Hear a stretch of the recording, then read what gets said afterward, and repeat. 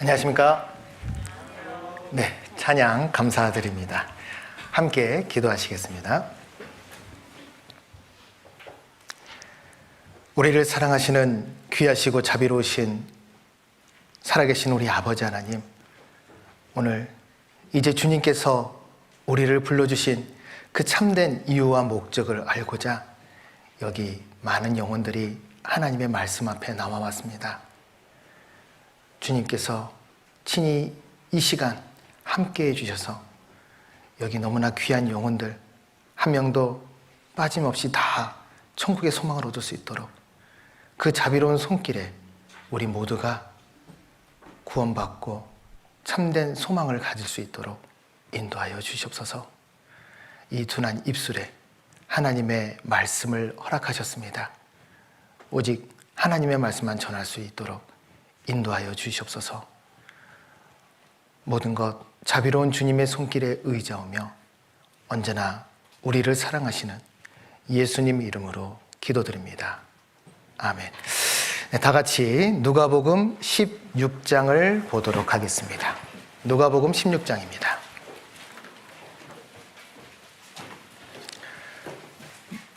누가복음 16장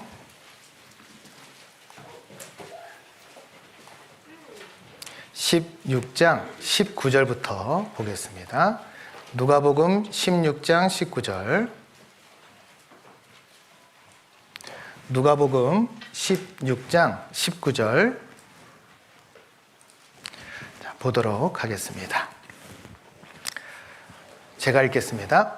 한 부자가 있어 자색 옷과 고운 베옷을 입고 날마다 호화로에 연락하는데 나사로라 이름한 한 거지가 헌대를 앓으며 그 부자의 대문에 누워 부자의 상에서 떨어지는 것으로 배불려 하며 심지어 개들이 와서 그 헌대를 핥더라. 자, 이 예수님 당시에 많은 종교 지도자들이 있었습니다. 하지만 그 종교 지도자들은 하나님의 말씀을 자신들의 이익의 도구로 사용했다고 말씀을 드렸습니다. 여기 14절을 한번 보시면요, 14절에 이런 말이 있거든요. 바리새인들은 돈을 좋아하는 자라 이 모든 것을 듣고 어떻게 했다고요? 비웃건을 그랬죠. 이 돈 때문에 하나님의 말씀을 자신들의 이익의 도구로 사용하였다는 것입니다. 그래서 하나님께서 우리에게 주신 그 영원한 세계, 바로 천국과 지옥에 대한 말씀을 하시고자 예수님께서는 두 사람의 인물을 지금 말씀하고 계세요. 한 사람은 부자이고 한 사람은 거지 나사로입니다. 자, 이 부자와 거지 나사로, 왜 예수님은 이 부자와 거지 나사로를 말씀하셨을까? 자, 거지 이름이 뭐라고 했습니까? 나사로라고 했습니다. 자, 당시에 거지 하면은 이 많은 사람들이 있을 거예요. 하지만은 그 예루살렘 안에 이스라엘 사람들이 잘 알만한 사람을 하나님께서 비유로 선택을 하신 겁니다. 나사로, 나 그 나사로 알지. 그리고 날마다 호화로 연락이 안 됐죠? 그 연락이라는 것은 바로 파티입니다. 날마다 잔치를 벌이는 그런 부자가 있었다는 거예요. 그런 부자는 흔치 않겠죠. 그래서 그 부자와 거지 나사로 항상 함께 있었던 두 사람을 지금 예수님께서 비유로 설명하고 계십니다. 자, 먼저 이 나사로라는 이름이 정확하게 명시되어 있는 것은 당시에 실제로 존재했던 사람일까요? 그렇지 않을까요? 존재했다는 거예요. 실제로 존재했다는 것은 바로 예수님께서는 그 당시 살아있었던 사람들의 일로 비유를 정확하게 들어서 이 사람들이 지금 어디에 있느냐라는 것을 분명히 말씀하고 계신다는 것입니다. 이 사람들은 어디 있는가? 자, 먼저 다시 19절을 보시겠습니다. 한 부자가 있어 자색 옷과 고운 베옷을 입고 날마다 호화로이 연락하는데, 자, 이 연락이란 것은 잔치, 파티라고 했죠? 자, 그런데 나사로라 이름한 한 거지가 헌대를 앓으며 그 부자의 대문에 누워 부자의 상에서 떨어지는 것으로 배불리려 하며 심지어 개들이 와서 그 헌대를 핥더라 그랬습니다.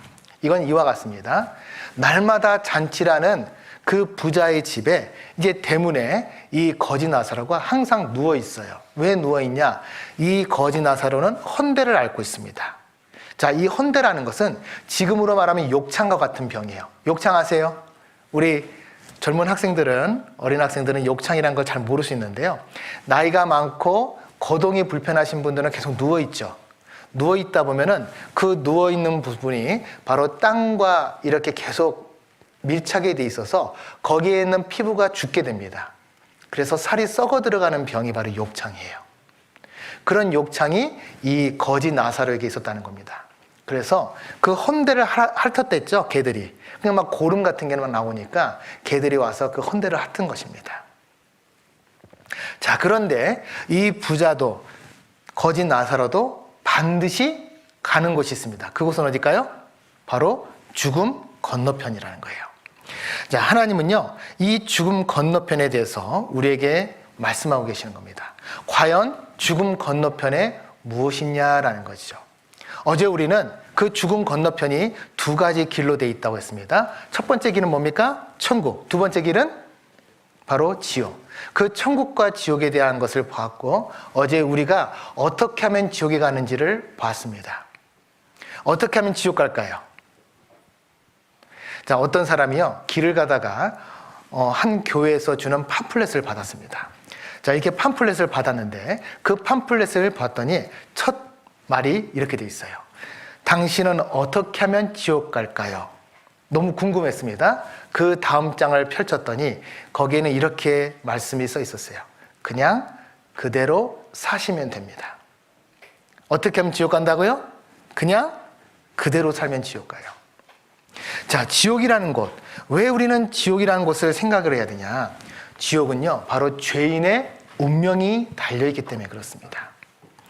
자, 방금 우리가 읽었던 이 누가복음 16장 그 이후에 이제 이렇게 말씀하고 있습니다. 이에 그 거지가 죽어 천사들에게 받들려 아브라함 품에 들어가고 부자도 죽어 장사되매 저가 음부에서 고통 중에 눈을 들어 멀리 아브라함과 그의 품에 있는 나사로를 보고 불러가로되 그랬죠. 자, 두 사람 반드시 거쳐야 될 곳은 바로 죽음 건너편이라는 거예요. 어제 우리는 봤습니다. 한 번 죽는 것은 사람에게 정하신 것이요, 그 후에는 뭐가 있다 했습니까? 심판이 있다고 했어요. 그 심판이 바로 우리를 기다리고 있습니다. 그래서 우리는 그 이후의 삶을 분명히 알아야 돼요. 왜 예수님은 이 이후의 삶을 분명히 말씀하실까요? 바로 바리새인들, 서기관들이 하나님의 말씀을 가지고 비웃었기 때문에 그렇습니다. 왜 자신의 이익의 도구로 사용했습니까? 그 사람들은요, 죽음 이유를 안 믿었어요. 그러니까 하나님의 말씀을 자신의 이익의 도구로 사용했다는 것입니다. 요즘도 많은 교회에서 많은 목회자들이 그런 행동들을 해요. 하나님의 그 살아있는 말씀, 생명의 말씀을 가지고 자신들의 이익의 도구로 사용한다는 것입니다. 결국 그 일을 예수님께서 분명히 말씀하신 거예요. 죽음 이후가 있다. 이것은 우리에게도 교훈이 되죠. 우리도 그 죽음 이후를 반드시 건너간다는 것입니다. 그런데 이 곳 중에 한 곳이 바로 지옥이에요. 이 부자는 지옥에 갔는데 이 지옥에 대한 말씀이 아주 자세히 기록이 되어 있습니다. 다시 한번 보겠습니다. 23절, 저가 음부에서 뭐라고요? 고통 중에 눈을 들어 멀리 아브라함과 그의 품에 있는 나사로를 보고 불러가로되. 첫 번째, 지옥은 바로 고통의 장소입니다. 지옥은요, 너무나 고통을 당하는 장소예요.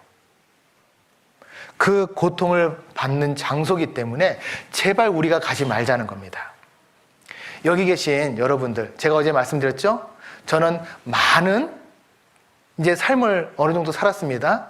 제가 할 수 있는 것은 했어요. 이제 아이들도 어느 정도 자랐고. 그러니까 저는요, 솔직히 억울할 건 별로 없어요. 근데 여기 계신 여러분들은 아직 젊잖아요. 어리잖아요. 그런데 내가 채 모든 일도 못 해보고 만약에 죽었을 때 하나님의 그 사랑을 모르고 죽는다면 우리는 하나님 만날 준비를 할 수 없다는 것입니다. 그럼 어디 갈까요? 그 끔찍한 곳에 가지 말자고 저는 지금 이 말씀을 드리는 겁니다. 바로 그곳은요, 고통이 있는 곳이에요. 너무나 끔찍한 고통이 있습니다. 그리고 두 번째입니다. 24절. 불러 가로되 아버지 아브라함이여 나를 긍휼히 여기사 나사로를 보내어 그 손가락 끝에 물을 찍어 내 혀를 서늘하게 하소서. 내가 이 불꽃 가운데서 고민하나이다 했죠. 자, 두 번째, 이 지옥은요 우리의 갈급함을 풀지 못하는 곳입니다. 자, 사람이 신체의 고통 중에 큰 고통이 뭐라고 했죠? 제가 설명드렸죠? 뭐라고 했습니까? 네, 감사합니다. 갈증. 배고픈 건 며칠 참을 수 있습니다. 그런데 갈증은 못 참아요. 자, 그런데 이 갈급함, 그 갈증을 해소하지 못하는 곳이 바로 지옥이에요. 손가락 끝에 물을 찍어 내 혀를 서늘하게 해주십시오. 내가 이 불꽃 가운데서 고통을 받고 있습니다. 라는 거예요. 왜 하필이면 나사로를 불러달라 했을까요? 이 부자는요 살아있을 때 나사로를 잘 위해줬습니다. 야, 저기 거지 나사로 또 누워있다. 가서 먹을 것 좀 갖다 줘라. 그렇기 때문에 이 나사로는 나를 알아주고 내가 그래도 지옥 왔지만 양심이 있기 때문에 손가락 끝에라도 좀 물을 찍어서 혀를 좀 서늘하게 해달라는 것입니다. 자, 근데 여기 중요한 게 있습니다. 음부라는 곳은 바로 영혼만 가는 지옥이에요. 음부가 어떤 곳이라고요? 영혼만 가는 지옥입니다. 근데 그 영혼만 가는 지옥에 지금 나사로가 손가락 끝에 물을 찍어서 어디를 서늘하게 해달라고 했습니까? 바로 혀예요. 혀가 있다는 것은 영혼이 눈에 보이지 않지만은 실제로 존재한다는 것을 우리가 알 수 있죠. 영혼은 실제로 존재합니다. 다만 우리 눈에 보이지 않을 뿐이지. 그 손가락 끝에 물을 찍어 내 혀를 서늘하게 하소서. 그 갈급함조차 풀 수 없는 곳이 바로 지옥이에요. 그리고 세 번째 25절입니다. 아브라함이 가로되 예너는 살았을 때 내 좋은 것을 받았고 나사로는 고난을 받았으니 이것을 어떻게 하라고요? 기억하라. 지옥은요 기억의 장소입니다. 어떤 기억이 날까요? 우리가요 구원받지 못하고 갔다면은 구원을 못 받았던 그 모든 기억들이 생생하게 계속 드러나는 곳이 바로 지옥입니다. 내가 그때 그 젊은 목사님 말씀만 잘 들었다면, 내가 그 목사님 말씀만 잘 들었다면 내가 이 지옥에 안 올 텐데, 내가 친구의 꿰매 넘어가서 내가 PC방만 갔더라면, 내가 졸지만 않았더라면, 내가 그 말씀을 정말 마음판에만 새겼더라면 나는 이 지옥에 오지 않았을 텐데. 그 고통과 후회의 일을 간다고 돼 있어요. 지옥은요 일을 가는 곳입니다. 그곳에 우리가 가지 말자고 이 말씀을 드리는 거예요. 만약에 여기 계신 여러분들이 그곳에 간다면, 만약에 부모님은 구원을 받았고 여러분들만 그곳에 간다면 얼마나 마음이 아프겠어요. 자, 그런데 지옥은요 어떤 곳이냐? 지옥은 천국이 보이지만 천국에선 지옥이 안 보입니다. 나사로는요 이 부자를 못 봤어요. 하지만 부자는 누구를 보고 있습니까? 천국에 있는 나사로를 보고 있습니다. 만약에 천국에서 지옥에 있는 내 가족들이 고통받는 걸 본다면 얼마나 마음이 아프겠어요. 하나님은 그래서 천국에서는 지옥이 안 보이게 가려놓으셨어요. 근데 문제는 이 고통의 장소인 지옥은 천국을 계속 보게 해놨습니다. 왜? 영원한 고통을 받으라고. 내가 그 고통 가운데 내 사랑하는 가족들이 천국에서 행복하게 살고 있는 모습을 본다면 얼마나 마음이 아프겠습니까? 이 부자의 마지막이자 처음의 기도가 나와 있습니다. 누가복음 16장 27절입니다. 누가복음 16장 27절 28절. 자, 27절 28절입니다. 가로되 그러면 구하노니 아버지여 나사로를 내 아버지의 집에 보내소서. 내 형제 다섯이 있으니 저희에게 증거하게 하여 저희로 이 고통받는 곳에 오지 않게 하소서. 자, 이 부자의 기도 처음이자 마지막입니다. 근데 지금 어디서 기도하고 있어요? 어디서 하고 있습니까? 지옥에서 하고 있어요. 그럼 지옥에서 하는 이 기도는 들어주실 수 있을까요? 들어줄 수 없을까요? 들어줄 수가 없어요.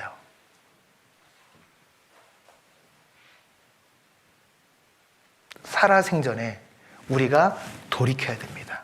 살아생전에 하나님께 우리가 나가야 돼요. 살아생전에 내 마음을 하나님께로 돌려야 됩니다. 그래서 하나님께서 우리에게 이 부자와 나사로를 통해서 말씀하시는 거예요. 자, 하나님은요, 우리에게 이런 마음을 가지고 계십니다. 디모데전서 2장 4절 같이 읽겠습니다. 하나님은 모든 사람이 구원을 받으며 진리를 아는 데 이르기를 원하시느니라. 하나님은 어떠기를 원하신다고요? 여기 있는 모든 분들이 다 구원받고 천국 가기를 원하신다는 거예요. 자, 하나님이 원하시는데 왜 구원을 받지 못할까요? 정작 구원받아야 할 자신이 원하지 않기 때문입니다. 그렇다면 왜 원하지 않느냐 이거예요. 첫 번째는요, 하나님과 무엇을 안 믿어요? 성경을 안 믿어요. 자, 하나님이 그래서 우리에게 창조에 대한 말씀을 주셨습니다. 창조 하나님이 하셨습니까? 안 하셨습니까? 하셨죠? 이 세상 모든 만물, 바로 우리 인간들을 위해서 주셨어요. 그리고 이 성경에 바로 역사를 다 기록해 놓으셨습니다. 생각해 보십시오. 어떻게 그 역사대로 우리의 인간이 움직이냐 이거예요. 그는 하나님 손에 바로 끼어있는 장갑과 같은 게 우리의 역사입니다. 그래서 혹자는 인류의 역사는 하나님의 손에 끼어진 장갑이다라고 했어요. 장갑은 혼자 있을 때는 못 움직입니다. 그렇지만은 그 주인이 손에 낄 때는 어때요? 같이 움직여지죠? 그와 마찬가지입니다. 우리의 역사는 바로 하나님의 손에 끼어진 장갑과 같아요. 그래서 우리는 그 역사를 다스리는 하나님을 이 성경을 통해 알게 되었습니다. 그리고 두 번째, 자신이 지옥 갈 죄인이라는 것을 몰라서 그래요. 자, 죄라는 건 뭐라 했습니까? 내가 다른 상대방의 나쁜 짓 한 게 죄라가 아니랬습니다. 하나님의 말씀, 그 법을 어긴 것, 다시 말하면은 불법이 바로 죄라고 했어요. 우리가 신호등을 예로 들었죠? 건널목에 그 신호등에 빨간불이 있을 때는 우리가 건너가면 안 됩니다. 건너가면 벌칙금을 물어야 돼요. 그와 마찬가지로 내 생각이 아니고 내 기준이 아니라 오직 하나님 말씀에 나는 순종하지 못했기 때문에 그 죄 때문에 지옥 간다는 거예요. 하나님은 우리에게 모든 만물을 주셨고 천국 갈 수 있는 기회 그리고 말씀까지 주셨습니다. 근데 내가 그것을 거절했어요. 그래서 지옥 갑니다. 그리고 세 번째, 이건 정말 억울해요. 뭐라고 했습니까? 천국 가는 방법을 몰라서. 잘못 알면은 지옥 가요. 자, 하나님은요, 우리에게 분명히 말씀하셨습니다. 예수님을 통해서 말씀하신 게 뭡니까?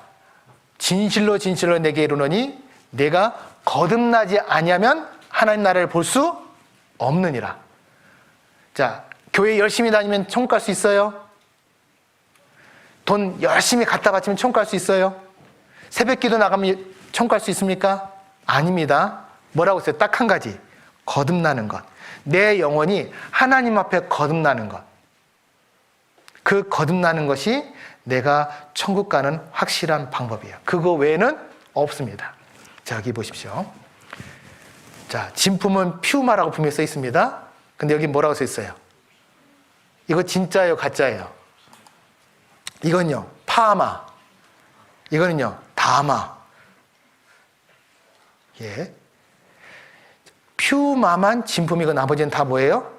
가짜입니다. 그와 마찬가지예요. 우리가 진리를 정확하게 알아야 돼요. 저 따라해 보십시오. 진리를 알지니 진리가 너희를 자유케 하리라.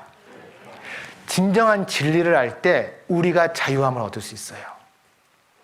그래서 하나님께서 우리에게 말씀하시는 겁니다. 너희가 아무리 열심히 해도, 아무리 너희가 헌금을 갖다 바치고, 아무리 착한 짓을 해도 너희는 천국을 못 온다. 왜 그러냐? 바로 이사야 59장에 말씀하고 있습니다. 자, 여기 보십시오. 이사야 59장 같이 읽겠습니다. 여호와의 손이 짧아 구원치 못하심도 아니요 귀가 둔하여 듣지 못하심도 아니라 오직 너희 죄악이 너희와 너희 하나님 사이를 내었고 너희 죄가 그 얼굴을 가리워서 너희를 듣지 않으시게 함이니. 마치와 같습니다. 자, 이것이 오늘 여러분들의 죄입니다. 오늘 누구 죄라고요? 여러분 죄. 그러면 뭐라고 하면 돼요? 내 죄. 맞습니까? 이 시커먼 파우치가 바로 여기 있는 우리의 죄, 나의 죄입니다. 그런데 하나님과 우리 사이에 지금 뭐가 가로막고 있다고요? 뭐가 가로막고 있습니까? 예, 죄가 가로막고 있어요. 우리가 이렇게 하고 얘기할 수는 없죠. 어떻게 해야 됩니까? 이것을 없애야만 얘기를 할 수 있어요. 하나님은 이 문제부터 해결하라고 하십니다. 우리가 이 문제를 해결하지 못하면 하나님께 아무리 부르짖어도 우리는 하나님께 응답을 받을 수 없다고 해요. 그러면은 하나님께서 이 죄가 있는 사람의 기도 딱 한 개만 들으시겠죠? 뭐만 들으실까요? 제발 이 죄 좀 용서해 주십시오. 저 좀 살려 주십시오. 하나님은 그 기도만, 그 죄인의 기도만 들어주십니다. 자, 그래서 여기 한번 보시면 우리는요, 하나님께 가고 싶어도 큰 골짜기가 우리를 가로막고 있습니다. 이 골짜기가 뭐예요? 바로 죄의 골짜기예요. 오직 너희 죄악이 너희와 너희 하나님 사이를 냈고, 그렇기 때문에 이 죄 문제를 해결해야 우리는 하나님께 온전히 나아갈 수 있는 거예요.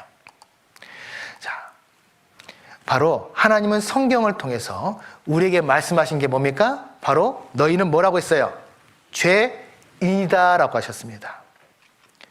자, 그러면 어떻게 우리가 하나님께 나아갈 수 있습니까? 어떻게 하면 천국 갈 수 있습니까? 하나님은 우리의 마음을 보신댔습니다. 그래서 사무엘상 16장 7절을 보시면 나의 보는 것은 사람과 같지 아니하니, 같이 읽겠습니다. 사람은 외모를 보거니와 나 여호와는 중심을 보느니라. 바로 중심을, 마음을 보시는 하나님께서 여기 계시는 우리를 다 보고 있다면 나는 천국 갈 수가 없다는 걸 분명히 알죠. 하나님은 그래서 우리에게 말씀하시는 거예요. 너희 마음이 지킬 수 없다는 것을 분명히 알라는 거예요. 자, 여기 십계명을 보겠습니다. 십계명을 한번 볼게요. 첫 번째 계명부터 이 네 번째 계명은요, 바로 하나님과 우리와의 관계를 말하는 거예요. 그리고 5계명부터 10계명은 바로 인간과 인간 간의 관계를 통한 법을 말씀하고 계십니다. 자, 하나님과 우리 인간과의 관계는 우선 놔두고요, 사람과 사람과의 관계를 좀 먼저 보겠습니다. 다섯 번째가 뭐라고요? 내 부모를 공경하라 했죠. 자, 여기 계신 분들 다 부모님 공경하고 효도하려고 할 겁니다. 하지만은 성경에는 뭐라고 했냐? 모든 일을 항상 해라고 했어요. 모든 일을 항상. 그것도 어디에서? 하나님 어디를 보신댔어요? 내 중심을 보신댔죠? 바로 마음으로. 다. 그럼 여기 계신 분들, 제가 대략 볼 때 한 17살로 보면 되겠습니다. 평균 17. 자, 17. 한번 볼게요. 17년 동안 한 번도 부모님의 말씀을 거역하지 않았을 뿐만 아니라 내 마음으로도 항상 부모님께 공경하고자 했던 마음이 있으면 그 사람은 천국 간대요. 천국 갈 수 있어요? 여기 계신 여러분들 지금 보통 뭐라고 하죠? 질풍노도의 시기. 왠지 무슨 말을 하든지 한번 대들고 싶은 그런 나이입니다. 저희 딸이 지금 그러고 있거든요. 여러분 나이에 정말 부모님 말씀 듣는 게 참 어렵습니다. 벌써 5계명 어겼어요. 인간 대 인간의 그 계명 어겼습니다. 그리고 잠언에 보면은 부모님 것을 내 것으로 생각하는 사람은 도적질한 자라 있습니다. 그리고 그런 사람은 골짜기에서 까마귀에게 눈이 쪼여서 먹힐 거라고 했어요. 끔찍한 말씀을 써놓으셨어요. 자, 그리고 여섯 번째, 살인하지 말라. 어제 우리는 봤습니다. 미워하는 자, 욕하는 자, 미련하다고 하는 자, 다 뭐 하는 자라 했습니까? 살인자입니다. 우린 다 걸리잖아요. 그리고 일곱 번째, 간음하지 말라. 우리는 솔직히 다 봤죠? 하나님 앞에 절대로 자유로울 수 없어요. 내 양심이 알잖아요. 내가 부모님 몰래, 선생님 몰래, 다른 사람 몰래, 나만이 아는 은밀하고 음란한 것들이 있잖아요. 하나님 다 아신다니까요. 내가 몰래 들어갔던 많은 그런 사이트들 하나님 다 보고 계십니다. 그리고 8번째, 도적질하지 말라. 다른 사람의 거를 보고 그 탐욕을 품는 게 바로 도적질입니다. 나도 저거 가졌으면 좋겠는데, 나도 저거 있으면 좋겠는데. 그게 바로 도적질이에요. 또 아까 제가 말씀드렸죠? 부모님 것을 누구 것으로? 내 것으로 취하는 것도 바로 도적입니다. 솔직히 부모님 지갑 손 안 대봤다. 대단히 착한 분이에요. 저도 좀 고백할 게 있습니다. 제가 어렸을 때 저희는 오락실에 들어갈 때 돈이 10원이었어요. 지금 얼마예요, 오락실? 안 가봐서 모르죠. 여긴 다 착한 학생들밖에 없어요. 요즘에는 오락실 안 가나요? PC방 가나요? 예, 그러구나. 저희 때는 PC방이라는 게 없어서 오락실 갤러그, 제비우스 아시는 분들 있을란가 모르겠습니다. 저는 10원에 했어요. 10원에.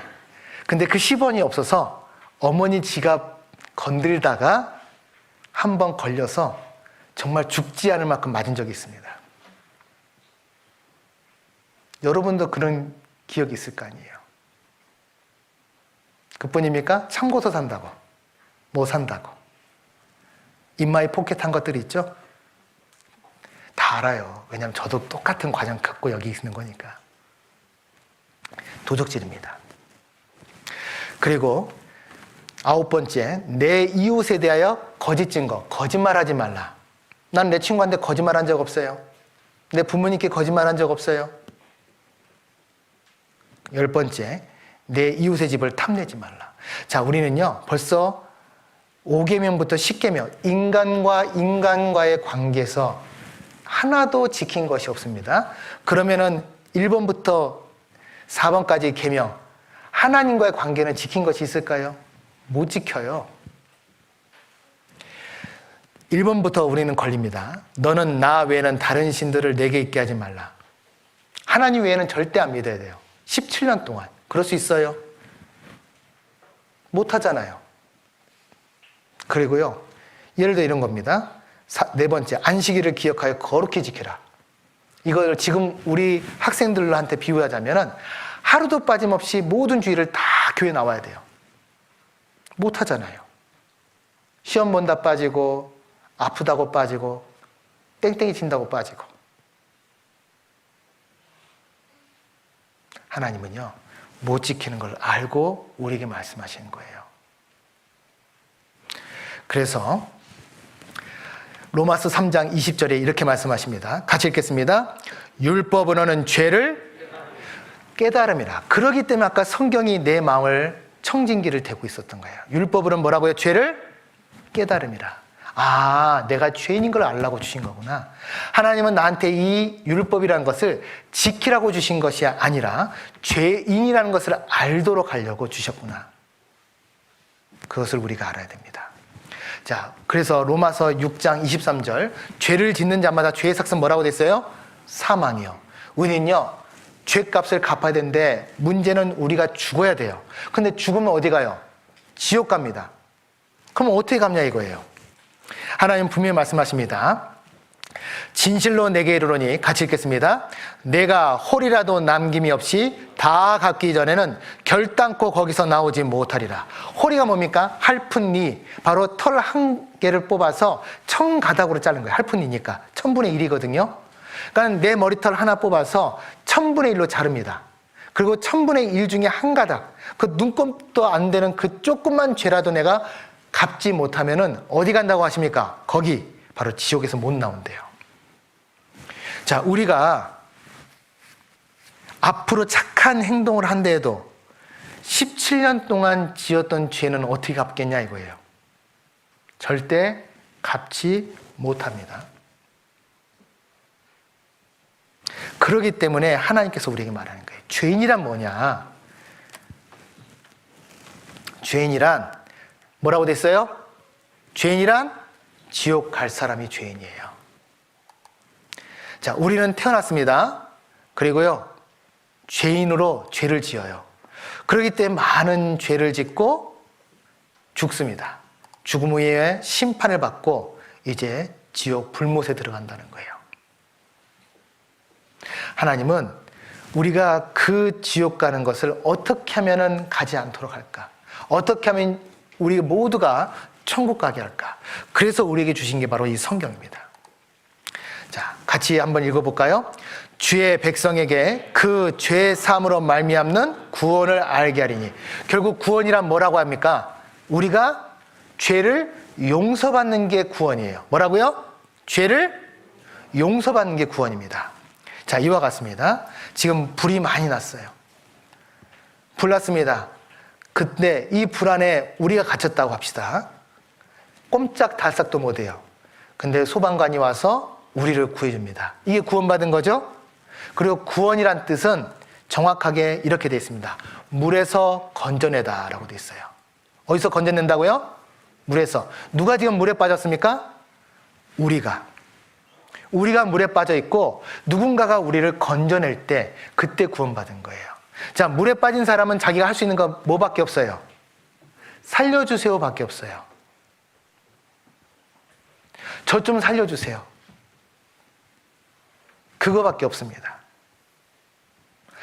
그때 누군가가 나를 건져준 것, 이것이 바로 구원이에요. 우리는 지금 죄의 늪에 빠졌습니다. 이 죄의 늪에 빠졌는데 바로 예수님께서 우리를 건져주시겠다는 거예요. 내가 의인을 부르러 온 것이 아니요 죄인을 부르러 왔노라. 그렇기 때문에 이제 우리는 출생하고 많은 죄를 짓게 되죠. 자, 그런데 죽기 전에 우리가 구원을 받으면 영원한 천국에 갈 수 있어요. 그래서 우리가 지금 이 구원받을 수 있는 방법을 알자는 겁니다. 하나님께서 우리를 구원받을 수 있도록 해주세요. 자, 구원받을 수 있는 것은 바로 이 말씀이라고 말하십니다. 너희가 거듭난 것이 썩어질 씨로 된 것이 아니요 썩지 아니할 씨로 된 것이니 하나님의 살아있고 항상 있는 말씀으로 되었느니라. 같이 읽겠습니다. 오직 주의 말씀은 세세토록 있도다 하였으니 너희에게 전한 복음이 곧 이 말씀이니라. 그러면 지금부터 우리가 말씀을 잘 들으면 되겠죠. 이 말씀을 우리가 잘 들으면 된다는 것입니다. 하나님 말씀을 어떻게 잘 들으면 될까요? 우리가 정말 주님 앞에서 우리의 마음을 정확하게 알아야 돼요. 하나님은 이 지옥을 보내지 않고 싶다고 하십니다. 자, 지옥에 대해서 한번 보겠습니다. 이 사람은 자기가 모든 것을 가진 줄로 알았다. 성경에서 그는 이렇게 말한다. 그리고 나서 내 혼에게 말하기를 내 혼아 네가 여러 해 동안 쓸 물건들을 많이 쌓아두었으니 편히 쉬고 먹고 마시고 즐거워하라 하리라. 그러나 하나님께서 그에게 말씀하신다. 너 어리석은 자야. 오늘 밤 네 혼을 내게서 앗아가리라.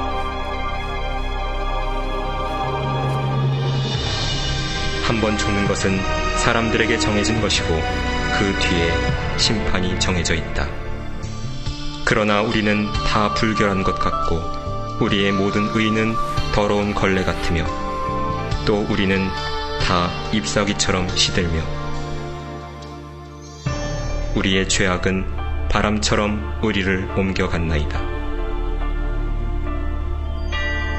살아계신 하나님의 손 안으로 떨어지는 것은 두려운 일이라.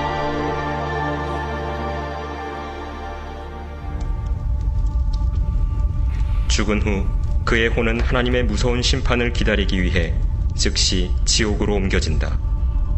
이 모든 것은 그가 하나님의 사랑의 선물인 영원한 생명을 거절했기 때문이다. 그때가 다가오고 있다. 그것은 하나님의 심판이 있는 크고 무서운 날이라고 불리는데, 그 날에는 자신의 죄들 가운데서 죽은 모든 이가 주 예수 그리스도 앞에서 심판을 받기 위해 불려갈 것이다.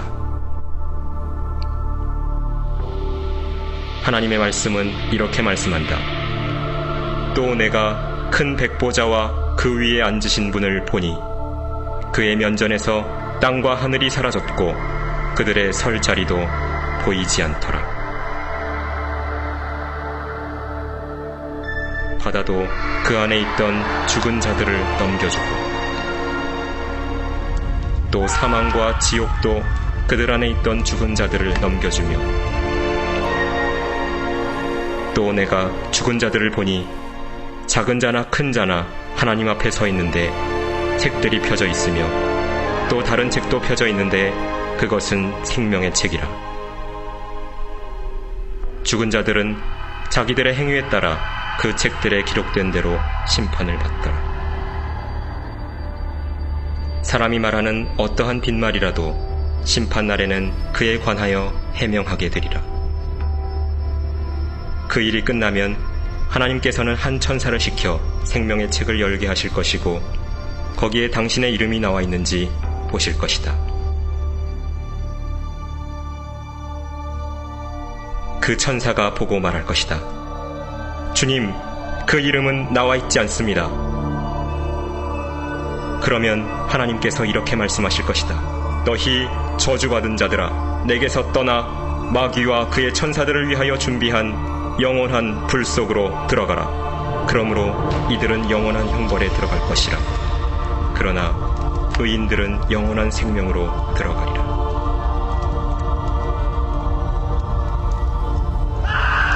누구든지 생명의 책에 기록되지 않은 자는 불못에 던져지더라. 자, 우리가 이곳에 가지 않기를 하나님은 원하십니다. 하나님은요, 우리가 정말 이곳에 가지 않기를 원하신다는 거예요. 원래 지옥은요, 마귀와 그 사자들을 위해서 예비된 곳이라고 지금 들었죠. 성경 마태복음 25장에 분명히 말씀하고 계십니다. 원래 지옥은요, 마귀와 그 사자들을 위해서 만들었어요. 근데 우리가 마귀에게 속아서 죄를 지음으로 말미암아 그 마귀들이 가는 지옥 가는 겁니다. 얼마나 억울하냐고요. 하나님은 그래서 우리 모두가 천국 가기를 원하세요. 그러면 천국 갈 수 있는 방법, 그것은 하나님 앞에 우리가 돌이켜야 돼요. 그것이 바로 회개입니다. 성경에 누가복음 5장 31절 32절에 이렇게 말씀하십니다. 같이 읽겠습니다. 예수께서 대답하여 가라사대 건강한 자에게는 의원이 쓸데없고 병든 자에게라야 쓸데있나니 내가 의인을 부르러 온 것이 아니요 죄인을 불러 회개시키러 왔노라. 죄인을 불러 뭐라고요? 회개시키러 왔노라. 돌이키라는 거예요. 이 회개라는 건 바로 이와 같습니다. 자, 우리는 처음에 하나님 말씀 들을 때 어땠어요? 다 이런 마음으로 들었을 거예요. 뭐 하나님이 어딨어? 저도 그랬거든요. 그러다가 하나님이 살아계심을 말씀을 통해 알았습니다. 그리고 이 말씀이 사실인 게 이제 내 마음에서 믿어져요. 문제는 그 성경에서 내가 죄인이라고 말하고 있어요. 나의 영적인 운명은 지옥 갈 운명이라고 말하고 있습니다. 이제 나는 하나님만 의지할 수밖에 없어요. 내가 할 수 있는 건 아무것도 없습니다. 내가 율법을 지킬 수도 없고, 그리고 그 율법을 내가 해볼 수가 없는 거예요. 오직 하나님께서 해주셔야만 나는 천국 갈 수 있습니다. 그렇기 때문에 하나님께 돌아오는 것, 그것이 바로 진정한 회개예요. 자, 같이 한번 읽어보겠습니다. 너희가 전심으로 나를 찾고 찾으면 나를 만나리라. 전심이 뭐예요? 마음을 다해요. 하나님은 어디 보신다고요? 우리 마음을 보신다니까요. 내가요, 하나님 저 좀 살려주세요. 저 꼭 구원받고 싶습니다. 그 마음으로 들으면은 천국 갈 수 있습니다. 또 한 가지 있습니다. 내가 정말 구원받았다고 생각하는 분들도 이 시간 다시 한번 나를 돌아봤으면 좋겠어요. 정말 구원받았는지. 내가 구원받은 사람이라면 구원받은 사람의 삶이 나와야 됩니다. 그런데 안 나온다? 생각해 봐야 돼요. 만약에 아니면 어쩔 겁니까? 그렇기 때문에 이 시간은 하나님께 마음을 드리고 내가 말씀하는데 있어야 돼요. 너희가 전심으로 나를 찾고 찾으면 나를 만나리라 했어요. 자, 여기 한번 보십시오. 이 사람, 하나님, 저는 죄인입니다. 저를 불쌍히 여겨주옵소서. 하나님께서는 우리에게 이렇게 말씀하십니다. 자기의 죄를 숨기는 자는 형통치 못하나 죄를 자복하고 버리는 자는 불쌍히 여김을 받으리라. 이 죄를 자복하고 버리는 게 뭡니까? 회개하는 거예요. 나를 돌이키는 겁니다. 이와 같아요. 우리는요, 하나님을 등지고 멀리 떠나 살았습니다. 많은 죄를 짓고 살았어요. 이제 성경이 사실이고 하나님의 말씀이 사실이고 하나님께서 살아계심을 알게 되었습니다. 그럼 어떻게 해야 돼요? 여기서 끝나는 게 아니라 이제 다가와야 됩니다. 바로 주님께 나오면, 예수님께 나오면 우리가 구원을 받을 수 있어요. 하나님은 우리에게 이 길을 주시려고 하시는 겁니다. 우리가 정말 이제 누구를 봐야 되냐? 살아계신 하나님의 아들 예수님을 바라봐야 돼요. 그래서 우리는 그 예수님이 어떤 분이신지를 알아야 됩니다. 자, 요한복음 1장을 보겠습니다. 요한복음 1장 찾아주십시오. 요한복음 1장 1절. 요한복음 1장 1절.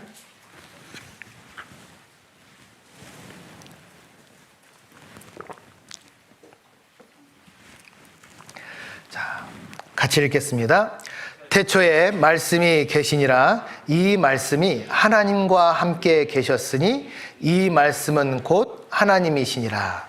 자, 이 말씀은 뭐냐면요, 이와 같아요. 자, 여기 한번 보십시오. 태초에 말씀이 계시니라 그랬죠? 이 말씀이 하나님과 함께 계셨으니 이 말씀은 곧 뭐라고요? 하나님이시래요. 자, 말씀이 곧 하나님입니다. 그렇기 때문에 이 말씀을 통해 우리는 살아계신 하나님의 역사와 창조를 알게 됐습니다. 그리고 살아계신 하나님을 우리가 발견했다는 거예요. 자, 그런데 이 말씀이 또 우리에게 이렇게 오셨답니다. 14절입니다. 14절 또 같이 읽겠습니다. 말씀이 육신이 되어 우리 가운데 거하심에 우리가 그 영광을 보니 아버지의 독생자의 영광이요 은혜와 진리가 충만하더라. 자, 여기 또 한번 보실까요? 말씀이 뭘로 되셨다고요? 육신이 되셨대요. 말씀이 곧 육신이 되셨습니다.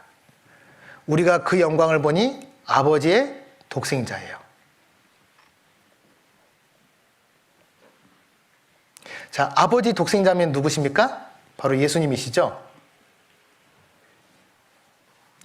자, 근데 여기 계신 분들 다 수학을 잘 하시니까 수학으로 한번 우리가 보겠습니다. 자, 이 말씀과 이 말씀은 같아요, 틀려요? 같은 말씀이죠?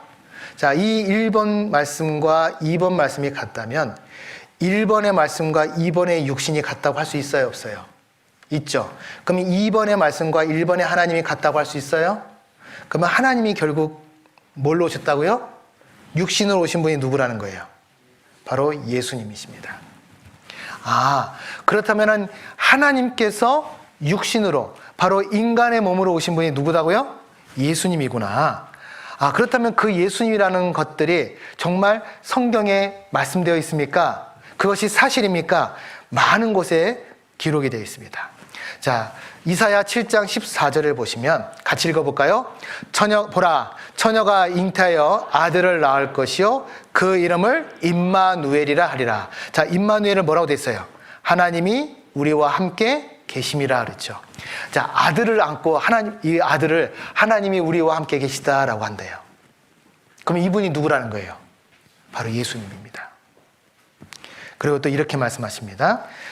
이사야 9장 6절에도 이는 한 아기가 우리에게 낳고 한 아들을 우리에게 주신 바 되었는데 그 어깨에는 정사를 메었고 그 이름은 기묘자라 모사라 전능하신 누구라고요?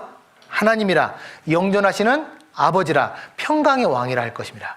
어떻게 아기를 보고 하나님이라 할 수 있냐고요? 그분이 바로 예수님이시기 때문에 그렇습니다. 이 이사야 말씀은요, 예수님이 오시기 600년 전에 미리 벌써 예언해 놓으셨어요. 예수님은 어떠한 분이신지를 우리에게 정확하게 말씀하고 계십니다. 그분을 이제 우리가 만나게 되는 거예요. 그리고 예수님께서 요한복음 10장 30절에 이렇게 말씀하셨습니다. 같이 한번 읽겠습니다. 나와 아버지는 하나이니라. 하나님과 예수님은 하나래요. 그러면은 예수님이 누구시라는 거예요? 하나님이시다라는 겁니다. 예수께서 가라사대 빌립아 내가 이렇게 오래 너희와 함께 있으되 네가 나를 알지 못하느냐. 나를 본 자는 누구를 보았다고요? 아버지를 보았거늘. 하나님을 보았대요. 어찌하여 아버지를 보이라느냐. 바로 예수님은 하나님이십니다. 도마가 대답하여 가로되 나의 주시며 나의 하나님이시니이다. 예수께서 가라사대 너는 나를 본고로 믿느냐? 보지 못하고 믿는 자들은 복되도다 하시니라. 자, 우리는 예수님 보지 못했습니다. 하지만 그 예수님이 바로 하나님인 걸 우리가 정확하게 안다면은 예수님께서 하신 말씀처럼 우리는 복된 사람이에요? 저주받은 사람이에요? 복된 사람이 될 수 있는 거예요. 그렇기 때문에 우리에게 이 말씀을 통해 예수님이 바로 하나님인 것을 보여주고 계십니다. 자, 히브리서 1장 2절 3절에도 이 모든 날 마지막에 아들로 우리에게 말씀하셨으니 이 아들을 만유의 후사로 세우시고 또 저로 말미암아 모든 세계를 지으셨느니라. 자, 아들이 모든 세계를 지었대요. 모든 세계를 지으신 분은 누구십니까? 하나님이시죠? 잠언에도 보면요, 바로 잠언 8장에 태초에 함께 계신 아들이 이 세상 모든 만물을 지었다고 돼 있어요. 바로 예수님이십니다. 그 예수님이 이 세상을 지으셨어요. 왜? 그분은 바로 하나님이십니다. 그래서 3절에 보시면 이는 하나님의 영광의 광채시요 그 본체의 형상이시라. 그의 능력의 말씀으로 만물을 붙드시며 라고 했잖아요. 또 아는 것은 하나님의 아들이 이르러 우리에게 지각을 주사 우리로 참된 자를 알게 하신 것과 또한 우리가 참된 자 곧 그의 아들 예수 그리스도 안에 있는 것이니. 같이 읽겠습니다. 그는 참 하나님이시요 영생이시라. 예수님이 바로 참 하나님이시래요. 자, 왜 이렇게 말씀하셨는가? 이유가 있어요. 자, 예수님은요,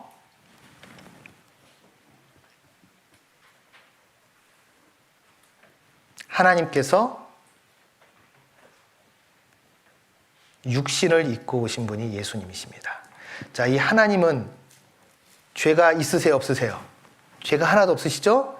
바로 하나님은 너무나 거룩하신 분이에요.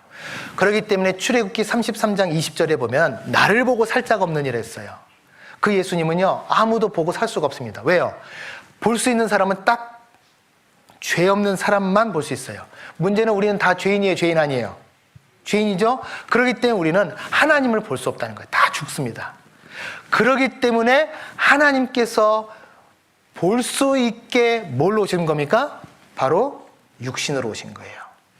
그리고 이 육신이라는 것은 제물로 오셨다는 겁니다. 뭘로 오셨다고요? 제물로. 어떤 제물?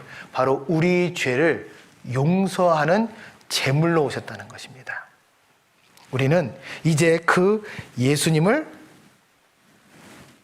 만나야 됩니다. 자, 한번 여쭤보겠습니다. 예수님 만날 준비 됐어요? 만날 준비 됐습니까? 정말 됐어요? 대답이 없네요. 아직 안 되셨나 봐요. 만날 준비가 됐다면 우리가 같이 그 만남을 가졌으면 좋겠습니다. 다 같이 고린도 후서 6장입니다. 고린도 후서 6장.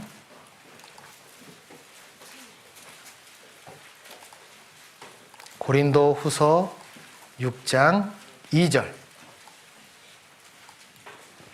고린도후서 6장 2절. 고린도후서 6장 2절. 같이 읽겠습니다. 가라사대 내가 은혜 베풀 때 너를 듣고 구원의 날에 너를 도왔다 하셨으니 보라 지금은 은혜 받을 만한 때요 보라 지금은 구원의 날이로다. 자, 날이 분명히 기록되어 있죠? 그러면은 이 시간 우리가 말씀만 잘 들으면은 오늘 이 시간이 바로 여러분들에게 구원의 날이 될 수 있습니까? 없습니까? 될 수 있어요. 구원의 날이 될 수 있어요. 우리가 이제 참된 기쁨 안에 이 날을 가졌으면 좋겠습니다. 자, 지금부터 너무나 중요하기 때문에 제가 부탁드리겠습니다. 핸드폰 제가 바로 지금 쉬는 시간 드릴 거예요. 그동안 보시고 이제 말씀 들을 때는 핸드폰 다 꺼주십시오. 부탁드릴게요. 끌 수 있죠? 자, 저 따라해 보십시오. 핸드폰이 죽어야 내가 산다. 이거 정답이에요. 그래서 간곡히 부탁드립니다. 쉬는 시간에 핸드폰 보시고 말씀 시간에 핸드폰 다 꺼주십시오. 예, 잠시 쉬도록 하겠습니다.